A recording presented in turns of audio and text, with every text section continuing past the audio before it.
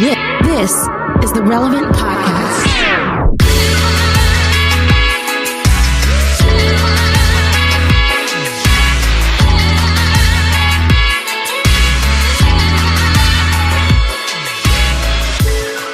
It's Friday, November 13th, 2020, and it's the Relevant Podcast. In Orlando, I'm your host, Cameron Strang, and joining me from Loverland, Virginia, it's Jesse Carey. Hello, hello. Happy Thanksgiving season, Jesse. From Austin, Texas, author, podcaster, Jamie Ivey. Hey, guys. And from Nashville, Tennessee, artist, producer, mogul, Derek Miner.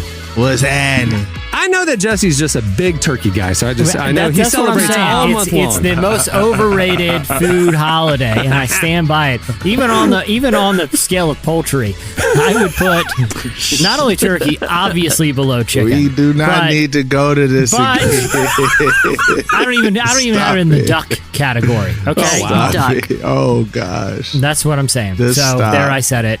Did you guys see this week that the CDC guidelines, they updated them for Thanksgiving, and they suggested that everybody has Thanksgiving dinner outside, which works in Florida. It works in Texas sometimes, usually in Austin. Not in Nashville. I don't know what people up in New York are going to be doing. I have a question about the whole outside dining thing. And look, I have been venturing out more, and whenever I had dinner, I had a lovely dinner outside at a restaurant on Saturday. It was out on like a dock, outside. But I'm still not like totally like comfortable going into a place. And I mean, really? Are you skittish? You're COVID skittish? I would say I would like to think COVID cautious, but if you say that's fair enough. Yeah, it's not that I haven't done it. I've gone into like a burrito. Yeah, you got milkshakes with some friends you were telling us about. Yeah. So I've done things. It's just that here's what I don't get at a lot, and every state is different. So outside of the great Commonwealth of Virginia, it may be different, but like we have places where they have a perfectly fine indoor dining establishment, right? It's decorated. It has wait staff. It has furniture that was in its intended place. And yet outside in the parking lot, there's like a fumigation tent where if they've set up furniture just outside, and it's like, you're telling me that it's somehow more healthy for me to be in that tent that looks like, I'm at a, church garage with sale. No air conditioning being filtering the air. It's a greenhouse. Stagnant. Yeah. Like when I watched like Breaking Bad, and they were like, cooking meth in houses that way they were pretend fumigating. The whole idea is putting that big tent over the house keeps all that junk in there, right? So if I were to apply that logic to these tents out in rando parking lots, it's like, aren't you just trapping it all in? At least inside there's duct work, there's filters and things. Again, I'm not an expert, and I respect Dr. Fauci and all of his good work, but the tents and parking lot, and it's just like,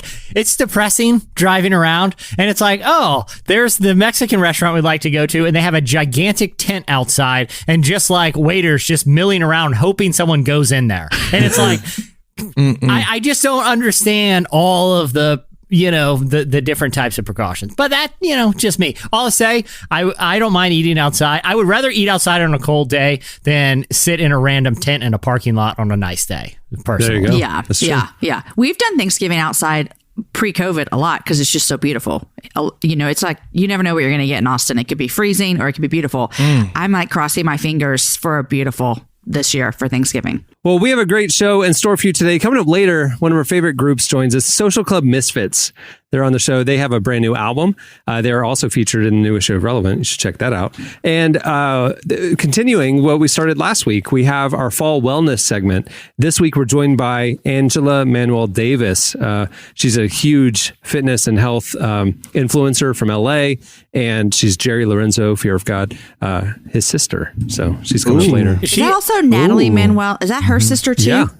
They're all related. They're all related. That is the coolest family. And I will say this. She has like the most like the coolest low key flexes of most people on Instagram. Yeah. Like because she's for a long time, and I'm pretty sure she still is. She's a very prominent like Soul Cycle instructor, which is Well, now she's expanding out. She launched with other people. Launched this thing called Army, like with 2 A's, and it's like an app, almost like Peloton, where you can take her classes like live virtually, and when you subscribe and stuff like that. Yeah. But yeah, she's a very prominent leader in that lane. Yeah, but when you see like pictures of like because this is in the spin world, it's not uncommon. Like after a class, everyone kind of like, hey, takes a picture or whatever, and it's like, hey, there's Jay-Z and Chris Paul in her selfie after class, so they seem sweaty. No, they seem like they got a good workout. No big deal. You might know him. He's Jay-Z, and that happens to be Chris Paul, and they just getting a little sweat in. That's cool. Derek, Social Club's coming up. I know you're friends with the guys. We've been friends for several years. We're huge fans. Love the new album.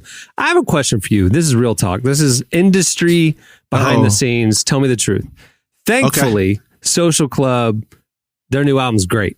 It's Like amazing. it. We all like it. Everybody likes it. Yeah. What happens? You're an artist. When one of your peers puts out a new album and it's terrible, what do you say to your friend?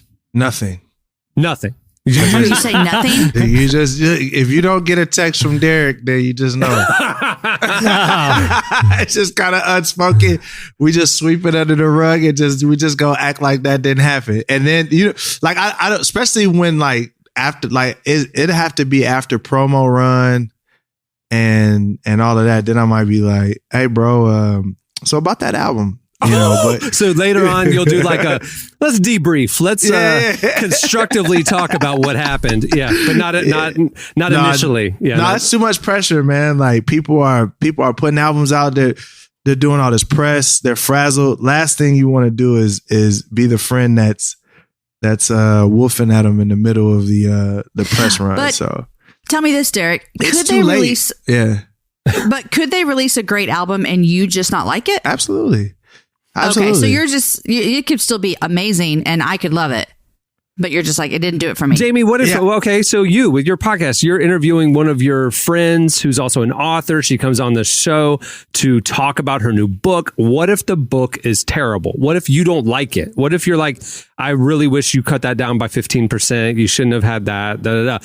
Do you talk to her, your friend, not a guest, but a friend? Like, do you tell her honestly, or do you kind of like just don't go there? I never would, because that's not my job. Okay. Like that's an editor's job. Yeah. That's not my job. Okay. And I would always just want to, I don't know. I'm going to just tell people what's good about them and cheer them on. I would be so stressed out to say that, because listen, if I have an author friend and I release a book and she's like, I didn't like it, I just don't want to hear it. Interesting. Like I just don't want to know. Good. That's why we like you. Can you go around the horn right now and tell all of us what you like about us? Okay. That's the thing. Like that about you, Jamie. If someone were to ask me my unsolicited opinion, I think I would give it to him diplomatically, but just commenting on friends' work, totally unsolicited. In my opinion, that's the same thing as like scrolling on social and being like, I really don't think I agree with that thing, my uncle said, but it's probably just best to let that slide under like if they ask me, hey, what do you think about this political or social idea? It's like, okay, they want to engage, but I think just popping in and I don't think that ever works in my opinion. Like it for me, it's like in my creative community, it's really hard for people to create in the creative community that I work in, because we're excruciatingly, brutally honest with one another. Because the thing is, the general public is going to be worse. Yeah. So that's kind of how good. We kind of operate. But that's why I asked you, Derek, because like for us with Relevant, if a Christian hip hop artist puts out an album and it's just kind of like not quite there, we just don't have to mention it. It's no big deal. For sure. But you're friends with that dude. I was just curious if because Christian hip hop can be hit and miss. Thankfully, we have the Derek Miners and the Social Club Misfits, because there's artists that maybe you should have stayed in the lab a little longer. You know what I mean? Right. Like that's not quite hitting the mark. But I was just wondering if in that community, like y'all talk about that, or does everybody just go, "Bless you, brother, good try"? I don't know. Not within the community because everybody doesn't have that kind of rapport. Okay. But like in my creative community, so I have certain people that are like, we speak into each other's life like that. Most of the time, that happens pre-album. Yeah, it's that's not. right. Yeah. It's not because by the time it comes out, it's done. Like It's been through a lot. it's done. Yeah. So for us, it's really more pre-album. So what'll happen is a lot of times people will, they'll pull up to the studio, we'll kick it, and they're like, "Yo, let me play my new album," and then you say, "Let me play my new album." All bets are off. Like, dude, yeah. Let me ask you this, because this has happened to me personally, where artists will come through, visit Relevant, and they're like, let me play you some of these tracks I'm working on. Mm-hmm. And so we're sitting there, or we're in the car or whatever, and they're playing their music that's not been released yet. Mm-hmm. Where do you look? Do you look at them? Do you look at the floor? Because there's nothing more awkward than sitting with the creator, listening to their music in the room with them. Like, I don't know where to look. Yeah. It's like they brought their whole soul Directly and in laid their it out eyes. for you. Directly in their eyes. They said, "Here, Here it is. Like, what do you do? this is it." Because you have to be like really into it. You have to be like bobbing your head and like, man, ooh, that's good. But it's like totally like put on. You know what I mean? Like, it's not how I listen to music. Because like I've been in too many of those situations where I'll just kind of keep my head down and like eyes closed, like I'm really trying to focus. But the real reason is I don't want to look up, because every time I look up, they're looking directly at me, trying to gauge. It's like they're watching. Yes. It's like Oh, yeah. if you were just looking at their expressions, you would think they're watching a really stressful game of Jenga. Like at any point, they're waiting for the whole tower to come down. Like, oh, dude, is that good? Oh, here comes the drop. Whoa, and it's like, Yeah. let's just all relax here. You go take a walk. I'll listen to this like a normal person would. Like, if I'm just listening to a new song, I'm not going to just sit in my room and stare at the ground with my eyes closed. Right. It's just I going to be on. Nothing worse. It's so much pressure too. My husband's a songwriter and he'll bring stuff, and he has, Derek, I don't know if you do this. I call it his music face. Like I can see it anywhere. Someone starts playing him a new song and his face, it's like you said, Jesse, like he's watching the Jenga board. His face turns and I'm like, oh, he's got his music face on, which means he can't hear anything except what he's listening to. Right. And then he wants to hear, what do you think about it? And I have to find the best words to say that it's awesome, because I'm always going to tell him it's awesome. So like when I'm writing something, like I could have it finished, but like I don't want anybody to read it. Like I like until like this thing is like I need to sleep on it, come back the next day, fresh eyes, do another round of edits on it or whatever. I will not let somebody see something that's pretty close to being done. For sure. Never. So, but artists do that. They'll like play demos for friends and stuff like that, and it's like. I just couldn't handle it. And that's how you get your heart hurt. That's how you get your feelings hurt. And that's why I'm like, so that's why I don't do that. Like for me, I finished the whole thing to the point to where if you would listen to it, you're like, okay, this is pretty much done. Right. Because what happens is you send people your demos and they're like, it's good. You should turn the snare up. And then what I noticed, and then I also noticed when you ask people their opinion, their default is not to try to find what's good about it. It's to try to fix it. Help you. Yeah. Right. So I'm not going to ask people that don't make music for a living how to fix the music. Yep. Like it just doesn't, I just don't do that. Derek, just always bring it to me. Because here's what I'm going to say. Derek, that is amazing. That's the best I've ever heard. Great job. Way to go. No, I don't want that, because then I'm out here thinking I'm killing it, and then it comes out and I get destroyed on Instagram. All right. I'm gonna say this to any artist friends I have out there listening that have people in their life. If you want people to check out your tunes, like your friends or your family, give them the file or whatever, and then be like, why don't you go run some errands? Or why don't you, like do things that you normally do when listening to music? Because if we're just sitting here staring at each other, nothing positive is going to come. Nothing. Like best case scenario, you both smile and are kind of nodding like, okay, yeah, okay. Like it's just going to be like at the best case scenario, it's just a little weird. Worst case scenario, it's very weird. But you're on a spectrum of awkward weirdness either way. Just give it to me. And like I said, let me do things I normally do when I listen to music. Like, hey, I have to go pick a prescription up. Okay, I'll listen to the song when I'm in my car, listening like a normal person does, not just staring directly across the table into the creator's eyes. You want to know what's even more weird is when you pull up to an event where they booked you at to do a show. And then the person that's picking you up is like, hey, I got this artist you've never heard of. Name's Derek Minor. And they start playing your music in front of you. No. And then they're looking at you rapping all the lyrics like, huh? See, yeah, huh? Like that's what's weird, because you're like, I don't even listen to my music like that. So songs I don't know. And it's like, it's a great feeling in the sense of like, man, I'm glad they enjoy it. But boy, talk about some awkwardness. That's awkward for sure. Yeah. All right. Well, moving the show along, we have a lot planned. Stay tuned. Up next, relevant news.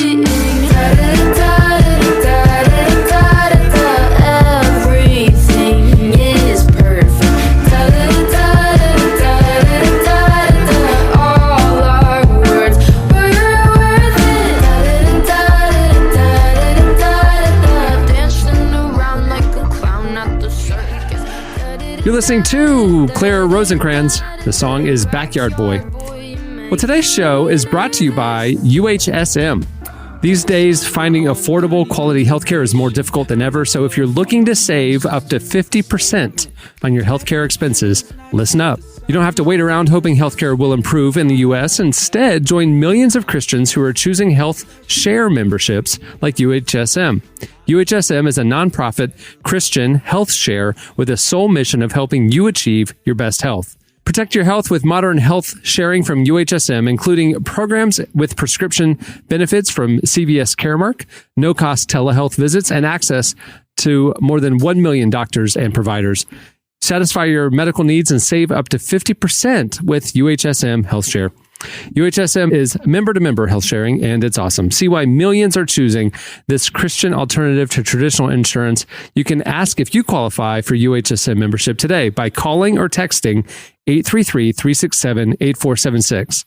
That's 833-367-8476 or 833-367-UHSM. Or you can visit uhsm.com/care. That's uhsm.com/care. Okay, it's time for a weekly look at what's happening at the intersection of faith and culture. It's time for Relevant News. Tyler, hold up, bro. Before you come in, man. Bro, I missed the hot list jingle, man. I ain't gonna hold you, bro. I had nothing to do. I was not consulted on the jingle, and if I had been, I would have stuck with the hot list. We would have just reworked it for the Biden era. We would have found a new spin for the Biden era. Clark, why don't we remix the relevant news one with a little of that sizzle stuff going on from man? You got it. Just a taste, man. Yeah. Or maybe just I don't know how somebody do like the real. It's the hot list over the think of something like something classy and smooth, like you would hear in the lobby of like a Four Seasons, like a Four Seasons landscaping parking lot. All right, well, please welcome to the show, Four Seasons landscaping. Tyler Huckabee. Hey, man.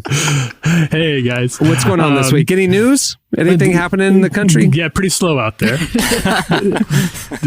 had to dig a little bit. I was just going to the bottom of fark.com. Yeah, this is really a man bites dog type of week, just no big stories. Well, some days we report the news, some days we got to make it up. So, yeah. I mean, but it is true, though. We do record this earlier than it airs. And so since the political conversation is moving so swiftly, we can't really bring that stuff. We can laugh about Four Seasons total landscaping, though. That's funny. By the time people hear this, the votes will have been overturned. The voter fraud will have been uprooted in this country. It is weird how time moves these days. Because, I mean, it was only, a year and a half ago now that Biden addressed the nation as the president-elect? It seems like a lifetime ago, but believe it or not, I think that's only been a year and a half now. So it's crazy. We are going to talk about something that is moving very quickly. We've continued to try to keep people updated on the pandemic, and obviously after a little brief reprieve from the surge, we are now setting daily records for confirmed new cases in the country, and it really shows no sign of slowing down. Unfortunately, Texas just on Tuesday became the first state to record 1 million positive COVID diagnoses, and obviously that will probably not be the last state to record toward that either. There is some good news on the horizon. There was an announcement on Monday from the pharmaceutical giant Pfizer, which was in partnership with a German biotech firm called BioNTech. It yielded some promising results in the hunt for a vaccine. According to their early studies, this is via a press release from them. So I do want to, we need to be very cautious in how we talk about this. This is a press release, but they said that their vaccine so far is shown to be about 90% effective against the virus. Now that is good news. According to their CEO, a guy named Albert Bourla, he said, "Today is a great day for science and humanity. The first set of results from our phase 3 COVID-19 vaccine trial provides the initial evidence of our vaccine's ability to prevent COVID-19. Now, we need to do a little bit of what we know and what we don't here, because it's really easy to just see the overblown headlines and be like, well, vaccine's on the way. It's not exactly where we're at right now. We are still, like he said, we're talking about initial evidence here. There's a lot more tests that need to be run before Pfizer begins distribution. This vaccine likely won't be available for months yet, and that's if the next phase of testing doesn't undermine the early signs. So we're allowed to be excited, but don't get over your roller skates yet, because there's a lot that needs to happen before this vaccine is going to be widely available, let alone available at all for people in this country and around the world. A couple of things I heard this week about that is that they are saying that all the final testing should be concluded by next month, and that they'll have the ability to get 100 million doses out before the end of the year. 100 million, though, it's a 2-dose vaccine, so that's 50 million people. And then in 2021, they can actually ramp up to have 1 billion doses distributed globally, which is actually, huge. Two things that are unique about this. Number one, the FDA said that any benchmark for an approved vaccine is an effective rate over 50%. So 90% is unbelievable. Yeah. Two, they're only one manufacturer of many that are very close in themselves. So that we're going to have options. And three, this vaccine is the first of its kind. It actually goes in and alters genetic coding. And it's the first time this approach of a vaccine will have been used in humans. So this is unprecedented on a lot of ways. It's big news. And the entire, health community is very excited about it. Ironically, Pfizer was not part of the Project Warp Speed that the government has been, trying to speed up the vaccine research. That this happened on their own. So that's really cool. Which is a good thing for people who are maybe a little skeptical about some of the guardrails that were taken down by the White House and the chase to try to get this out a little bit earlier. But the U.S. government will be helping with distribution if this continues to pass tests. And also, at the rate we were seeing they were seeing almost no side effects, like no reported significant side effects, which is to Derek's thing of, I'll let y'all white people take it first. Then we'll see how you do. Like, apparently, there's been no real risk to this. So I'm asking because I don't know, are you saying that this goes in and changes your genetics or the coronavirus genetics? I heard that this approach of a vaccine, the way that it goes in is it attacks at the genetic level and it recodes the virus in the body or something. It's going to turn y'all into zombies. Y'all go ahead and take it though. Y'all go ahead. No way. Y'all go ahead. It's never been used on humans. It's like a brand new technology. It's I have my crossbow, me and Daryl. So we're good. Old school vaccines were like, the vaccine is basically, we're going to give you a little bit of the flu so your body can build up the white blood cells. That's not this. This isn't that. We're not giving you COVID. It's like going in there, and if COVID came to you, it's altering your genetics so it'll rebut it or rebuff it. I'm just gonna let y'all know right now that won't be the one that Derek will be partaking in. It is a huge. It is a huge deal because unlike virus, unlike bacteria, which are kind of, when you think of like germs, which are like little bugs, you know what I mean? Viruses are not living things.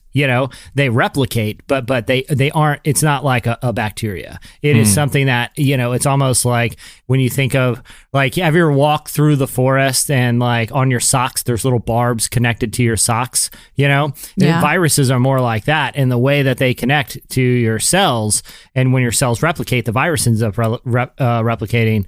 It can cause some major significant damage depending on the virus. And that's why they're so hard to treat, because it's not like, well, this kills a bacteria, so I take this antibiotic and that this medicine kills that bacteria, because you're not actually trying to go kill anything necessarily.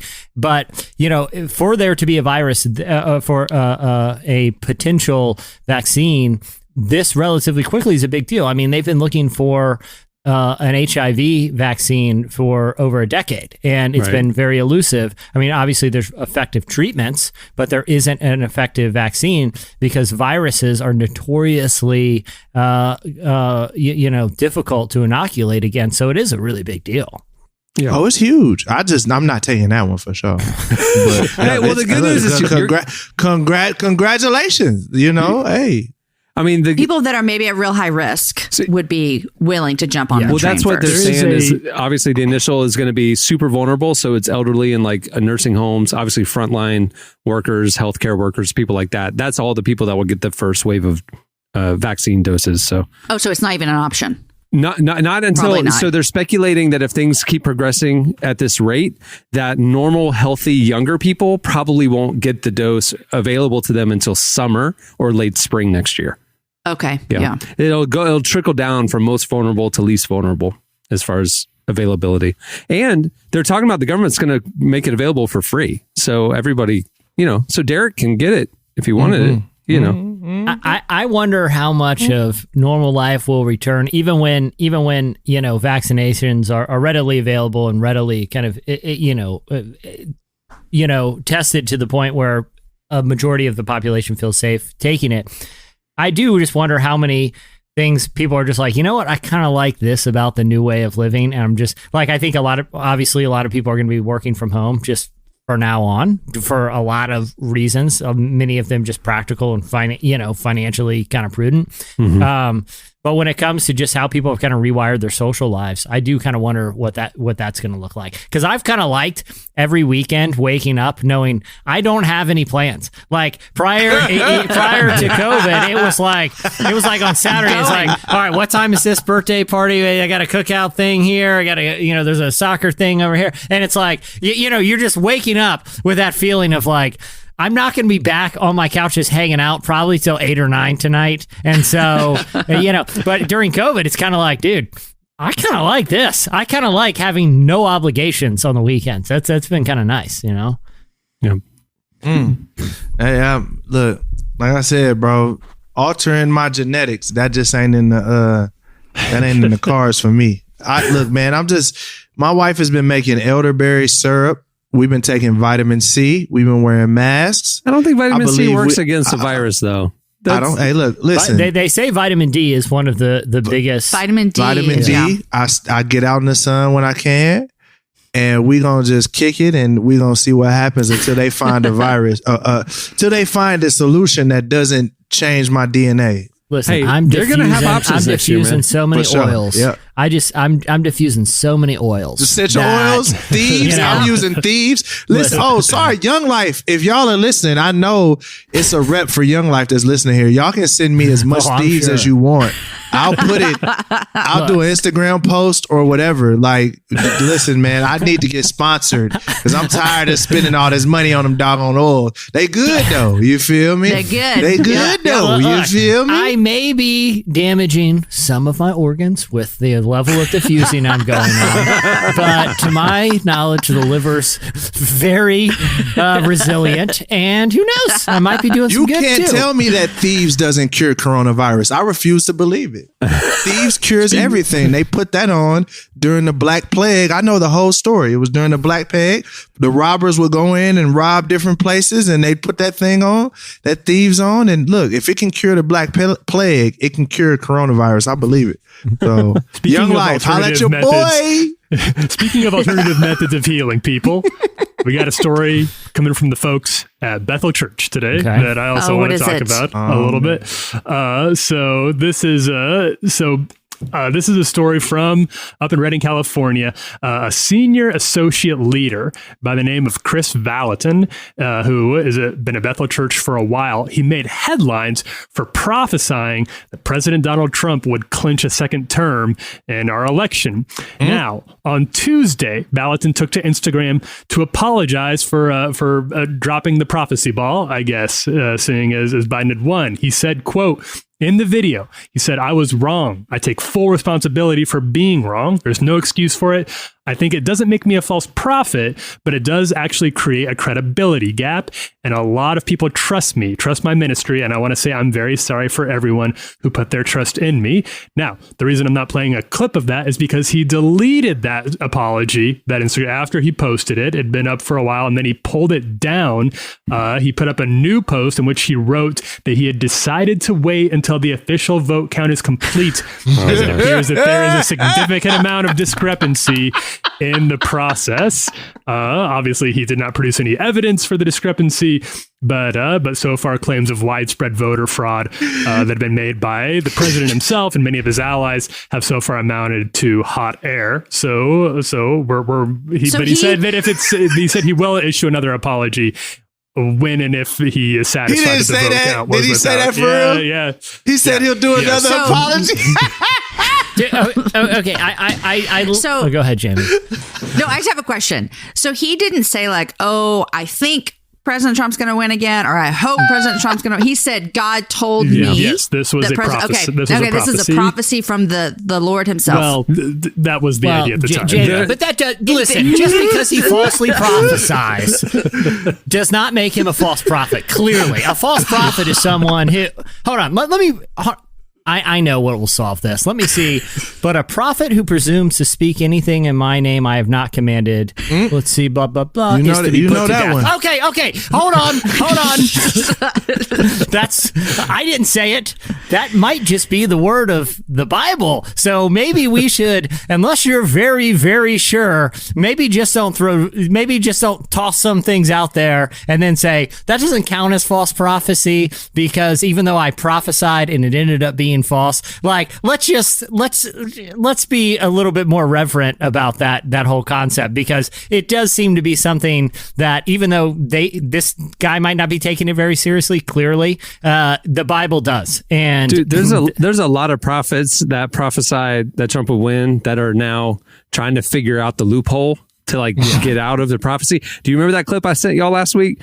That funny one where there was some online prophet said, he was like, I prophesied that Trump will win, but then this week the Lord gave me a dream where Biden won. Oh, yeah, my mom told me about that. So God changed his mind. Yeah. So he's basically saying, I know what I prophesied, but now I know what I've seen. Listen, you know what I mean? I know what I prophesied, but clearly this one was God being lying. That's the implication. God sent me an update, is basically what he was saying. God evidently intentionally deceived me. I don't know why. It's like, come on, people. Give me a break. Yes, you did falsely prophesy. No, God didn't lie to you, and then only to correct himself in a dream. That's not how any of this works. It's what my mama called prophet lying. Yeah. They prophet lying. Yeah.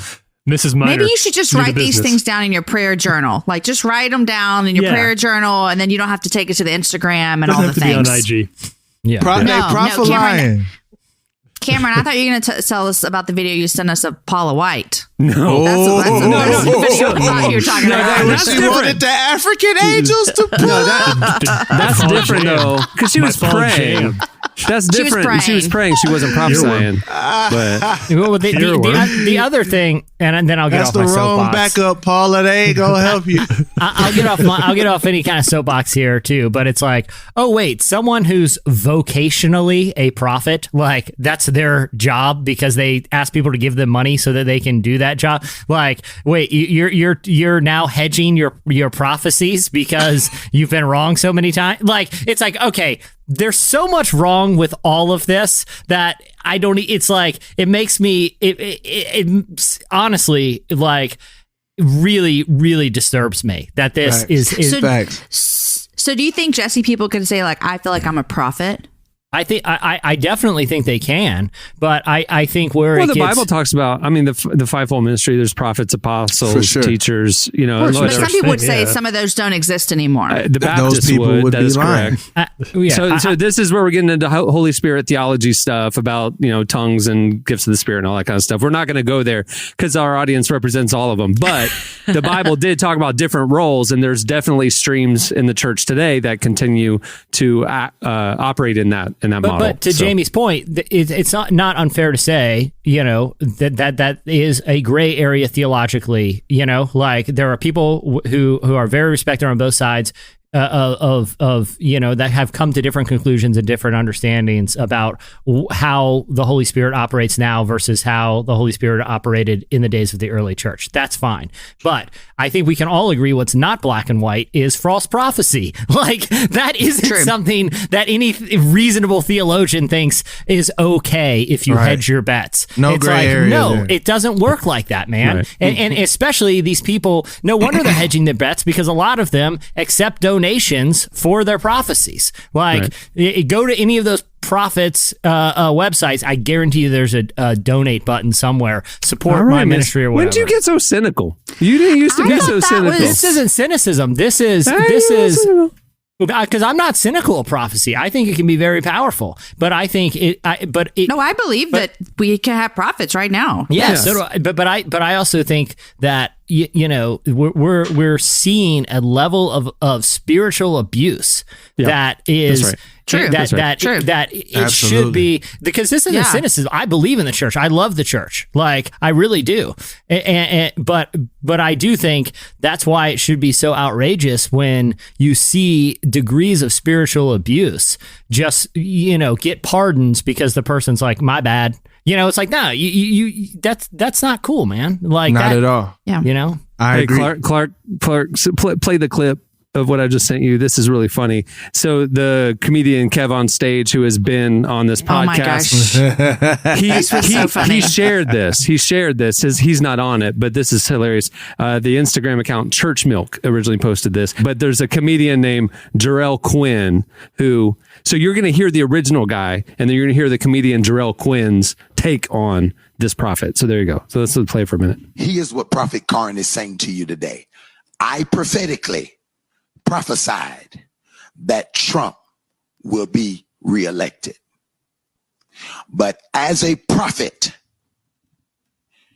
since Sunday, there is an uneasiness I'm feeling in my spirit. This is pre-election, by the way. That something is shifting and changing in the balance.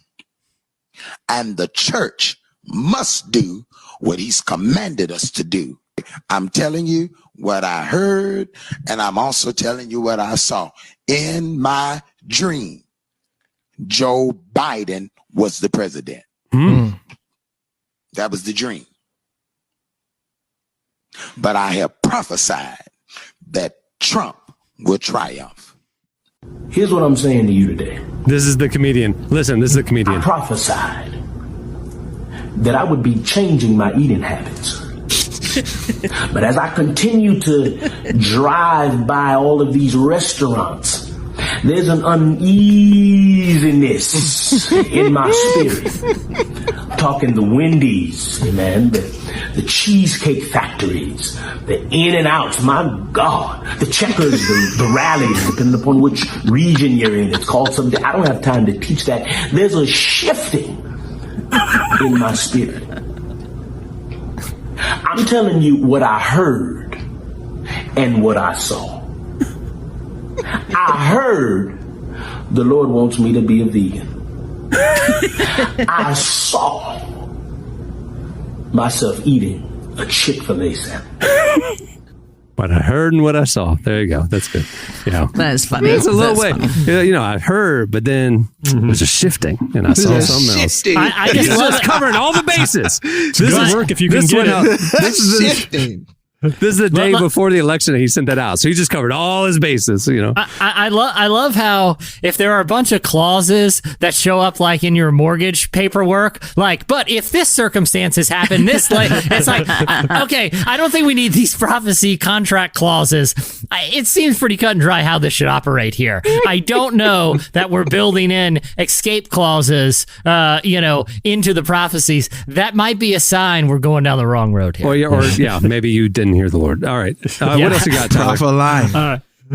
Last story. This was kind of interesting. This is some new data analysis from a group called the Institute for Family Studies, and they confirmed it's a little bit of good news, bad news here for the state of the family in the U.S. They confirmed that divorce here in the U.S. is continuing its very long decline and has now hit a milestone. It's at the lowest rate it's been here in the U.S. in 50 years. Fewer divorces than there have been the last 50 years.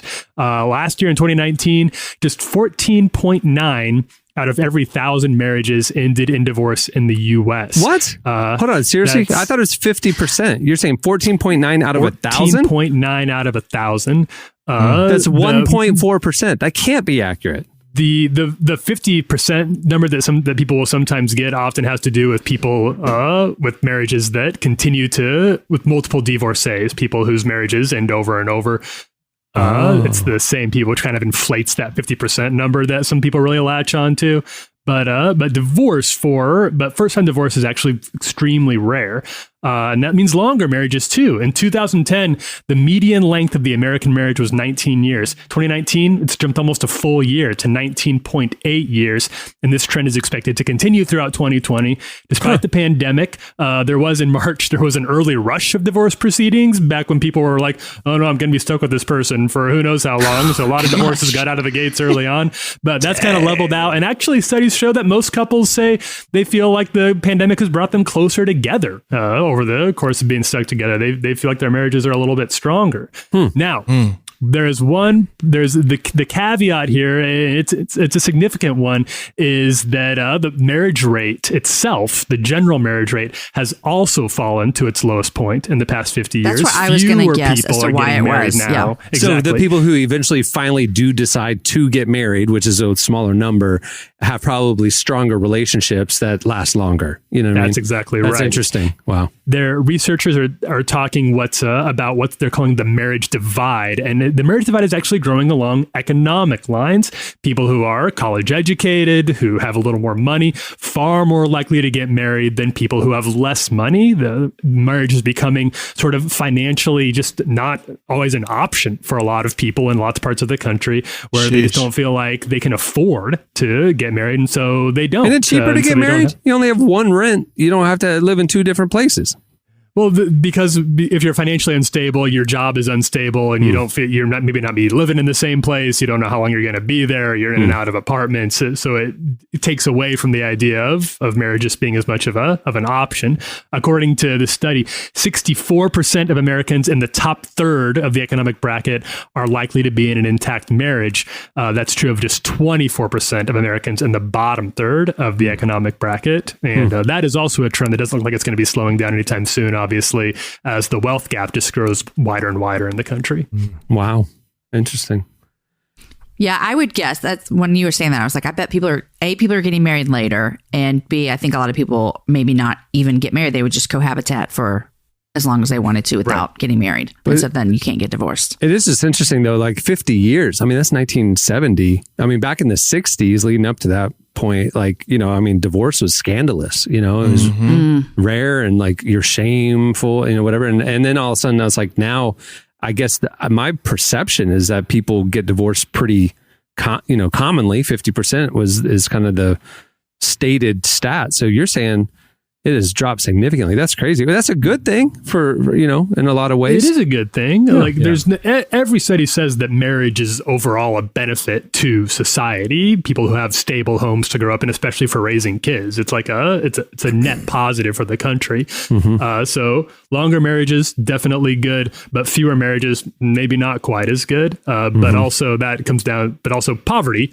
Also bad. So this could be, there's definitely a very valid take on this. This is just one of many things that is wrong with the growing poverty rate in the U.S. It's crazy because I talk to people that are single. Me and my wife, we've been married for 12 years. So, and I talk to some people that are single, and the expectation of what has to happen pre-marriage is just ridiculous. Like in the sense of like, people are like, I have to be making X amount of dollars before I get married.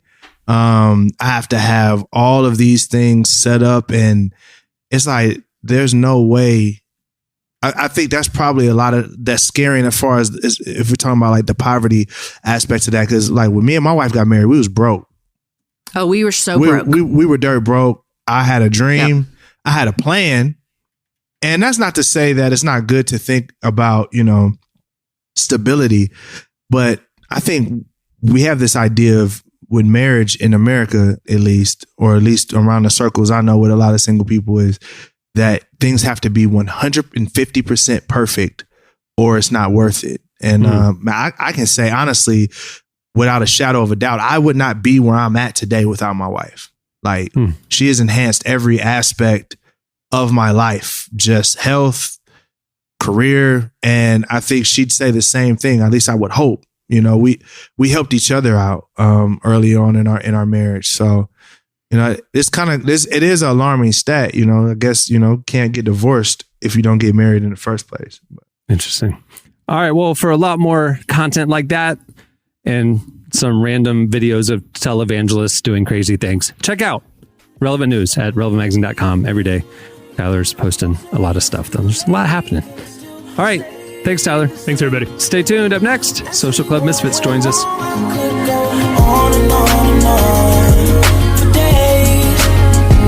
Could go on and on and on for days. Stay with me. Don't say it's too late. We can still save this thing. Ask me what You're listening to They. The song is On and On. Well, today's episode is brought to you by podcast creation platform Anchor. If you haven't heard about Anchor yet, it's the easiest way to make a podcast. First of all, it's free. There are custom tools that allow you to record and edit your podcast right from your phone or computer. Anchor will then distribute your podcast for you so it can be heard on Spotify, Apple Podcasts, and every major platform. The cool thing is you can also make money from your podcast with no minimum listenership. It's everything you need to make a podcast in one place. Download the free Anchor app or go to anchor.fm to get started. Well, Social Club Misfits is a hip-hop group made up of our friends Marty and Fern. They partnered together first in 2011 and released their first album in 2012. They've been doing it for a while. In their latest and most personal album yet, it's called Feared by Hell. Social Club Misfits show how consistency pays off in excellence. We recently sat down with them for the new issue of Relevant to talk about the album and how they're refusing to fit in. Here's part of our conversation with Marty and Fern from Social Club Misfits.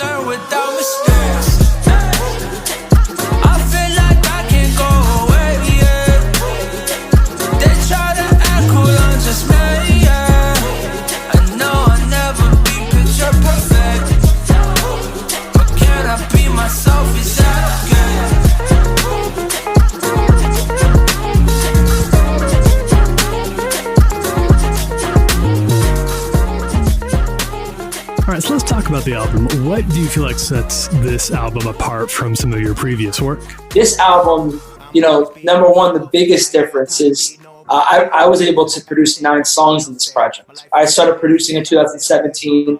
The album is called Feared by Hell. And the idea behind it is that as a believer, we're loved by heaven. We're loved by Jesus. We're loved by God. And that identity should make us want to be more of an offensive Christian than a defensive Christian. Like the idea is for our lives, I don't want to be the type of Christian that the devil's safe around. I know that sounds very broad and very youth groupy, or even like a church, Stephen Furtick would say that, but I really believe that. I believe that it's our time to be more aggressive in the kingdom of God. And so the album is, it definitely talks more. It's not like a goofy album. You know, like in the past, we nailed down the goofy or the fun, or anytime we did something, we're trying to like, you know, make a joke or make people laugh. And I think that this album is more of like, it's art, it's artistic. And I think Fern did a great job. I think I did a great job. And I think that this album is very cohesive as well. And I think people are going to see that for sure. They're going to be like, well, okay, this sounds a little bit different. Yeah, it's just not a very goofy year. I mean, you've got to be aware of the tone we have here in 2020.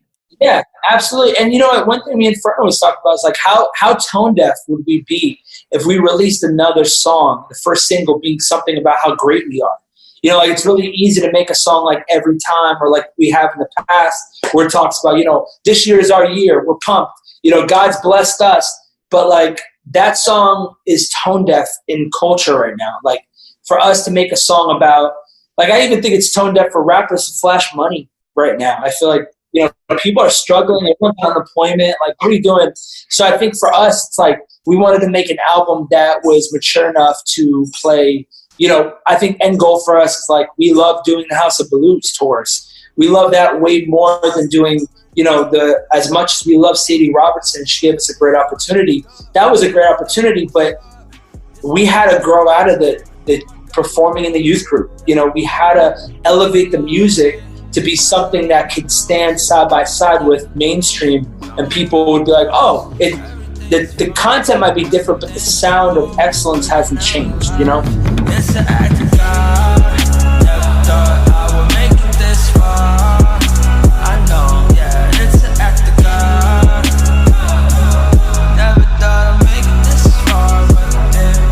It's an act of God. It's an act of God. I used to act the fool, but now I act in movies. Actually, I'm just making moves. We still making music. Tell you about my past. What are some of the ways that you all have seen Christians living on the defensive, like you're saying, and how do you think we can change that? I mean, number one thing I used to say for myself, and I think that I'm learning how like this is not a good statement to say, but because it doesn't happen to me doesn't mean it doesn't happen to somebody else. We have to share in the hurt of other people who aren't dealing with what we're dealing with. So if someone else is hurting in a different part of the world, I believe as a believer, we have to be like, you know what, like, let me understand what they're going through. Like, let me give people grace and kind of like change the attitude of, oh, okay, well, it's not here, I don't have to worry about it. So I think that being an aggressive Christian means like getting ahead of the conversation. I think the whole idea of how believers act are like, until it's a problem, we don't react. And I think that is in itself a problem. Like we wait for the homeless problem to be terrible, and then we're like, let's do something, you know, like, and I think that being in a offensive lineman Christian means you see an issue and you say, you know what, all right, let's not wait for it to get bad. Let's really talk about it and see how we could serve. And so that's why I think me and Fern are really believers of local church. Like that's what the church is supposed to be. It's not what social club's supposed to be. It's what the church is supposed to be. But I think that the identity of this album is very much like, it's time to step up, you know, and start to share in the pain of our brothers and sisters and connect with people on that level. You know, a lot of times you'll hear people say, let me just pray for you. And I'm always like, you're not going to pray for me. Just be honest with me. You're lying right now. You know, like we say that as a term of we're thinking about you, but we're not really praying for other people. And so I just think the whole idea of Christianity has become it feels like it's becoming a little bit lazy in my personal opinion. It's time, and I feel like God's shaking up the world right now. I think it's our time to step up as the kingdom of God and be like, this is our time. The world is in turmoil. Now people need hope more than ever. Obviously, this stuff has been a struggle for the church. Does that make you guys feel kind of lonely or isolated from the Christian community? No, because I feel like it's my job to do that. I feel like it's our job to speak on it, right? So like I'm plugged in real heavily with my church in Delray, and those are the conversations I have with my pastor. Like, what are we doing for our community? Like, what are we doing right now? Are we serving anybody? Like, are we going to be the church that just people come to us and we don't go to them? Like, how are we connecting? And so I've been a part of so many churches that, like, besides VU and the church I'm currently at, every other church I've been a part of, none of them really focus on missions or helping people in the area that we live in outside of our family, you know? And I think that we're called to be the hands and feet, right? Like, we're called to be the body. And so, like, this is a challenge, I guess, for me And something that we've discussed at the church I go to right now, and even with other pastors, I've been like today I talked to 2 pastors and I was like, hey, what are you guys doing? Like I'm just asking, like, what are you guys doing? How can I be involved? How can I help? But I just feel like it's not being done. Or maybe during quarantine, everyone's afraid to get out and touch people, but like how could we how could we right now help moms who don't have money, right? As a church, like we're not paying for a building right now. A lot of these churches aren't paying for buildings. Like, what are you gonna do with all that extra money? It's like, how can we do it better? How can we do this? How can we be Christians that step up to the occasion? When I do that, now I'm back to feeling good again. Why they label me a hooligan? If you took an elephant, so good. But I got God on my side. Yeah. When I'm low and I need a lift, on my own, I won't make it here. I can't balance it. In the night I'm battling, but I talk to God again. Things have been really different during the coronavirus pandemic. Once we're past the virus, do you think the church is going to look different, or is this just a temporary season that we're in? Quarantine is, if you haven't adjusted to the culture of online presence, like really, if we want to get technical about it, the only church that's really was ready for this was Judah Smith's church, right? Like they had the app, they had everything for community. Like any church that focused on community rather than the building is doing great right now. So like VU, the community groups have been booming because they're focusing on the people rather than the building of bringing people in. And so I think that there's like a paradigm shift in the life of pastors. I just hope that we use this opportunity and we step up to the occasion. I think for me, like I've been able to invest in a lot of charities in this season, like that I probably, I should have been doing my whole life. And I just now, quarantine made me realize, am I giving back to the community? Am I giving back to people who need it? Am I using my voice for anything good? Or when the music ends, it's just people know me to be a rapper. For me, I feel like we're invested in people's lives and people buy our music. I want them to leave with a good message, not only about Jesus, but hey, pay it forward to somebody. Like, I don't know. I want our fans to really get that. Like, I want people to go to our shows and they see a homeless guy in front of it. Like, our fans are the ones that serve him somehow, buy him food. Like, I don't know. I don't know. I feel like really challenged in this season. Like, there's just so much happening. On the new album, were there any songs that were particularly rewarding for you to work on, things that you're really excited for people to hear? I'm going to be honest. I like Conmigo, and why I keep always saying in every interview is because I feel like for some reason that's one of the songs that transcends with us being from the United States, being in the United States, but being Caribbean from Puerto Rico and Marty being Italian, us just being cultural. Like those type of songs to be able to transcend culture mean a lot to us. I feel like we made in the Christian realm, in the Christian genre, if you want to say Christian hip hop or just Christian music, I feel like we've been able to take the Latin songs and bring them over and put them on a plate where a lot of people can palate them. You know what I mean? Without compromising. You know what I'm saying? We got some of our friends give us a hard time, like, yo, I don't know how you put Danny Goki on a Spanish song, but hey, I'm gonna tell you what, it worked. It worked. You know what I'm saying? So, I look forward to those big records. I feel like it's going to be global. Hopefully, timestamp this, and hopefully we'll be back and talk about how it did. Conmigo is a really big song. I think it's a very international. Like that's a song like you could play next to like an artist like Gashi or an artist like a DJ Snake, and you could be like, oh, this is, you haven't missed a beat. And a lot of these songs, I mean, we were talking about this earlier in the past. A lot of times we relied on other people to help us write choruses or help us, sing this big anthem, or like, let's find this anthem. And I think this album, we were more like, how can we just make good music that would connect to our fans in a deep way rather than the wide way? Like so many artists, they try to go wide. Like, how can I have the biggest hit ever made? And I think for us, it's like, we have a great fan base. How can we continually give them great music that just, resonates with them more than just trying to have that commercial hit, Oh, baby, I can't have enough of you.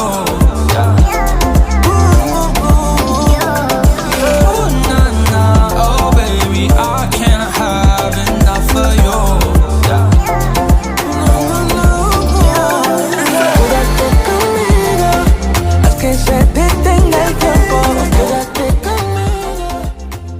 was Social Club Misfits. Make sure to check out their new album, Feared by Hell, wherever you listen to music, and read the rest of that conversation and the great feature we have with them in the brand new issue of Relevant. It's available for free right now at relevantmagazine.com. Go check it out.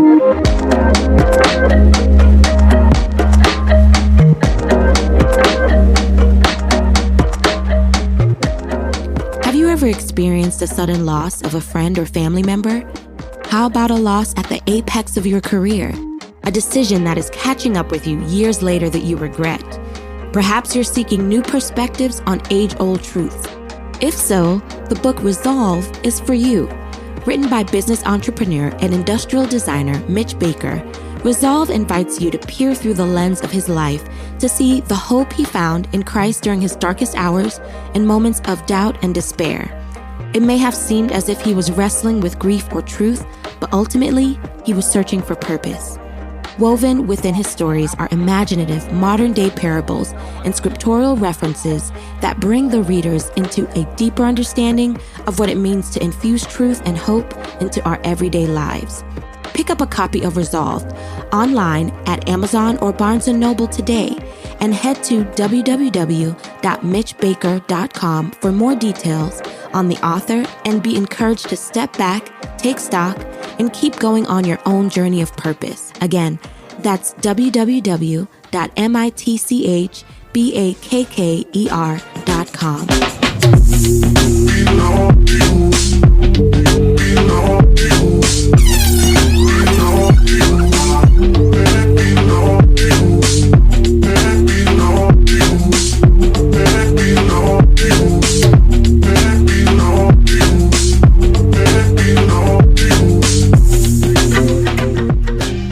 You're listening to Jim E. Stack. The song is Belong To. I wonder if it's a sequel to Belong.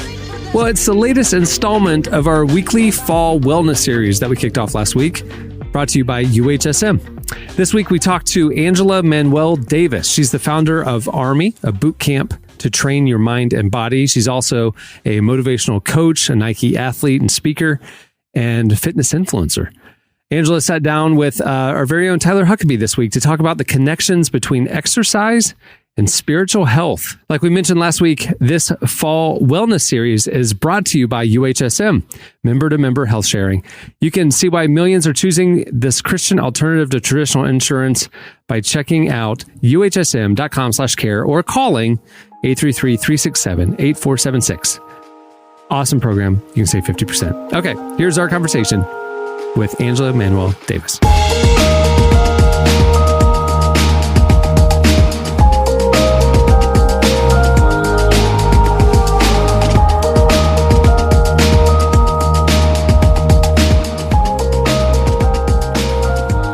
right, Angela, tell me a little bit about yourself and what you do. I'm Angela Davis. I'm one of the co-founders of Army.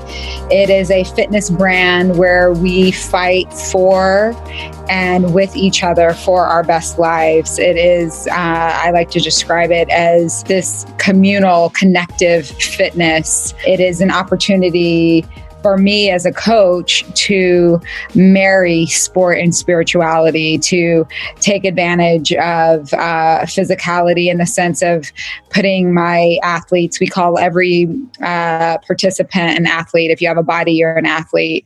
So being able to put all of my athletes through these challenging exercises or movements where they can be broken open spiritually, emotionally. And that is my opportunity to pour into them, you know, love and goodness, and really take advantage of this opportunity for a rewiring to happen. You know, I like to think that you come into the experience one way and you get to leave that experience a better version of yourself, where we just get to reinforce, you know, that you were created in purpose, on purpose, for a purpose, you know, that we get to reinforce that you are equipped for moments such as these. You know, these are unprecedented times in human history that will shift us, you know, that will change us from the inside out, and yet and still prepare us for what's in front of us. Something that I've heard a lot, I think even we can say we've heard it a lot here at Relevant, is that people are having a hard time staying motivated with fitness stuff during the pandemic. How do you prioritize and stay motivated with your own exercise?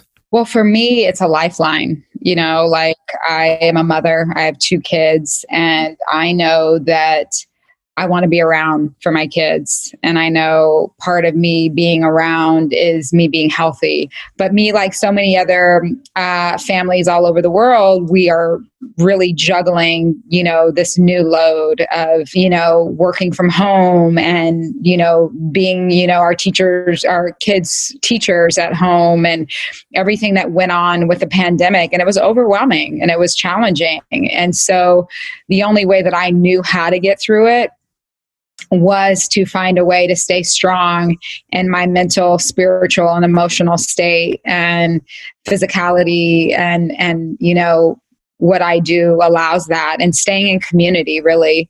You know, that's one of the things about connective fitness that I think is so beautiful, is that you can train with other people and still we aren't in the same space physically.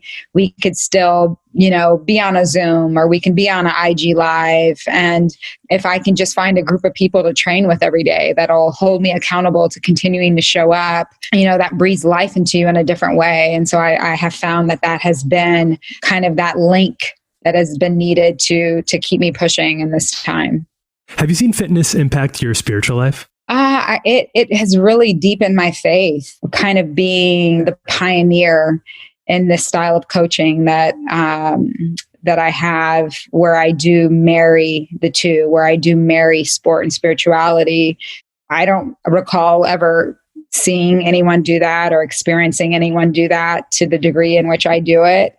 And that is a scary thing, to step out and do something that hadn't been done before in the way that I was doing it. And so it just deepened my faith that, you know, when I was getting these unctions and these, you know, no, you need to say that, you should be saying that, speak to that.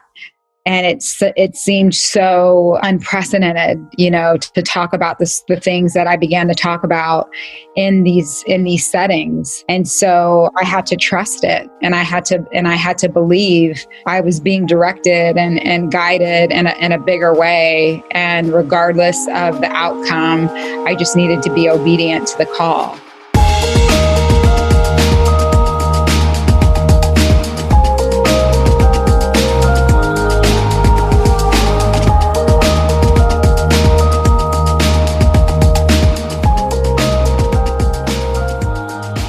That was Angela Manuel Davis. For more content like this, check out the Wellness Series articles that we have every Tuesday and Thursday at relevantmagazine.com. Again, this series is sponsored by UHSM. We thank them for their support. Go check them out at uhsm.com/care.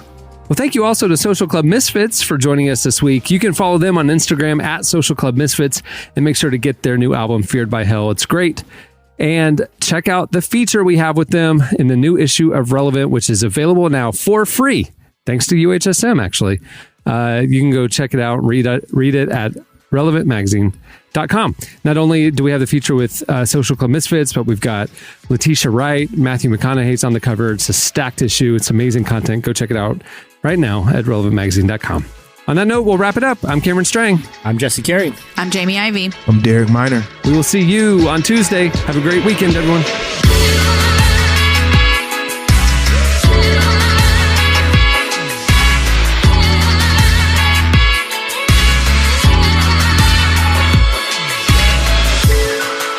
Thanks for listening to the Relevant Podcast. Check out our features, interviews, and news updates every day at relevantmagazine.com.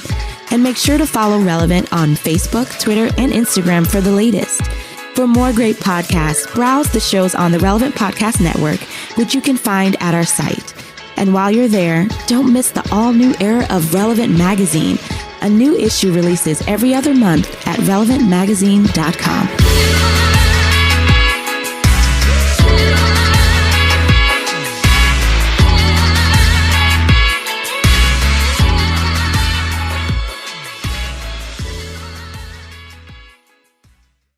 Oh, here comes the drop. Whoa! Relevant Podcast Network.